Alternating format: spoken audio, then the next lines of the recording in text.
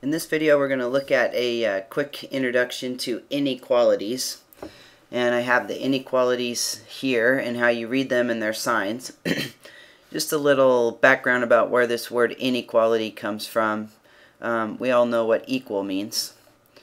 So if two things are equal, they have the same value. So an inequality are things that are not equal to each other. If two things are not equal, we could use this sign right here, an equal sign with a slash through it. Well, if two numbers are not equal, let's take a look at two numbers that are not equal. 7 and 10. Those two numbers are definitely not equal to each other. Well, since they're not equal to each other, then one of those numbers has to be greater than the other one, and consequently one would have to be smaller than the other one. So then we can use these symbols to describe that relationship. So the way I have it written here with a 7 and a 10, if I want to fill in this blank, let me put a box here between them. Let's say I want to fill in this box to make this statement true. And we're just going to look at these first two up here, greater than, less than. We're going to worry about greater than or equal to, less than or equal to in a second. But let's say I want to choose from one of these two symbols to put in this box to make it a true statement. Well, 7 is less than 10. So I want to choose the symbol that means less than, which is the arrow pointing to the left. So I would put the arrow in the box like that, and then I would read that 7 is less than 10, which is a true statement. Notice if I flip the 10 and the 7 around, and I want to fill in the box and make a true statement, I'm reading this left to right. So now I need to say 10 is what compared to 7? 10 is greater than 7. So now I have to use the opposite symbol. 10 is greater than 7 and point to the right.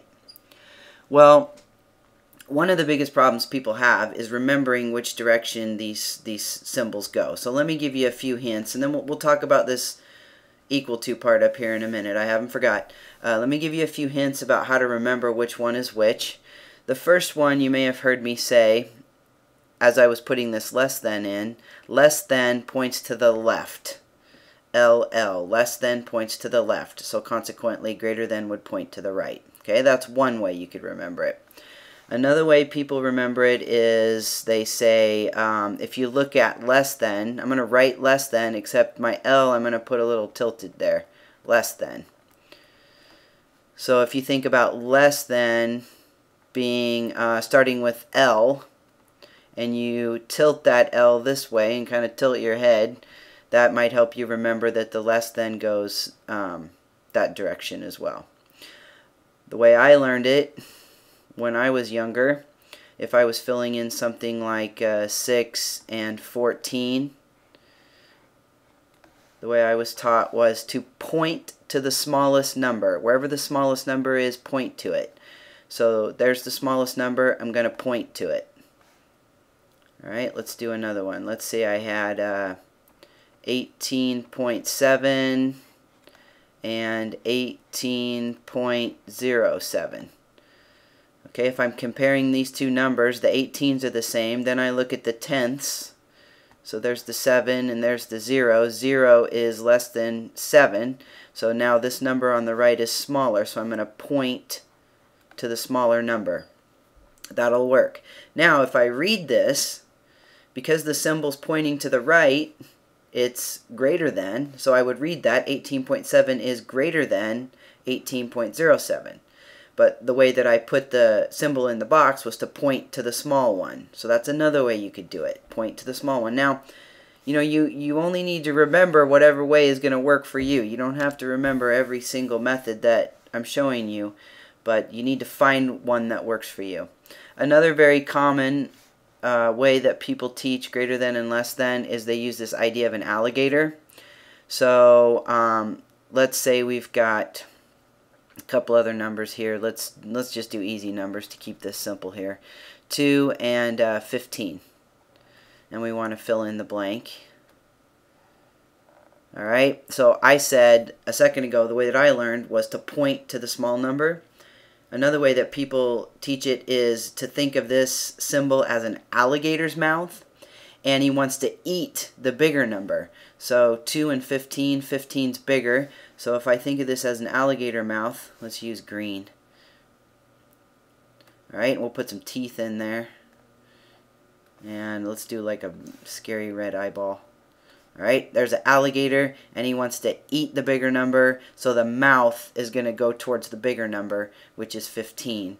And we would have then, without all the fancy artwork there, something that looks like this, with my alligator mouth eating the bigger number, and we would read this, 2 is less than 15. Alright, so that's greater than and less than. Now, as you move on in math, probably not at the beginning, but as you move on, you're going to see these symbols, which is the greater than sign with a bar under it and the less than sign with a bar under it. It's sort of like half an equal sign. In advanced mathematics, sometimes they actually do the greater than with the complete equal sign under it, but generally in most algebra classes you're just going to see the greater than sign with one line under it. And what that means is that the two numbers could be greater than one. The number on, if I was using this symbol right here, the number on the left could be greater than the number on the right or equal to it. So let's say I had a situation where I had 3 and 3. Then, and I asked you if this is a true statement, is this true or false? True or false? This statement right here, 3 is greater than or equal to 3. Well, that's true, because 3 is equal to 3. Alright, if I did true or false, true or false, 3 is less than 3. Well, that's false, because 3 is not less than 3. 3 is equal to 3. But if I say 3 is less than or equal to 3, well, that's true, because it's equal to 3. So it gives you the option of being less than or equal to. And you may not see the use in this right now, depending on where you're at, but eventually, if you take more algebra, you're going to end up solving equations that have these symbols in them, and it's going to change the solution slightly if it has the equal to part. Okay, well, I hope that helps and gives you a brief introduction to greater than and less than, and this fancy word inequalities, which is just a fancy word for greater than, less than, and greater than, equal to, less than, equal to.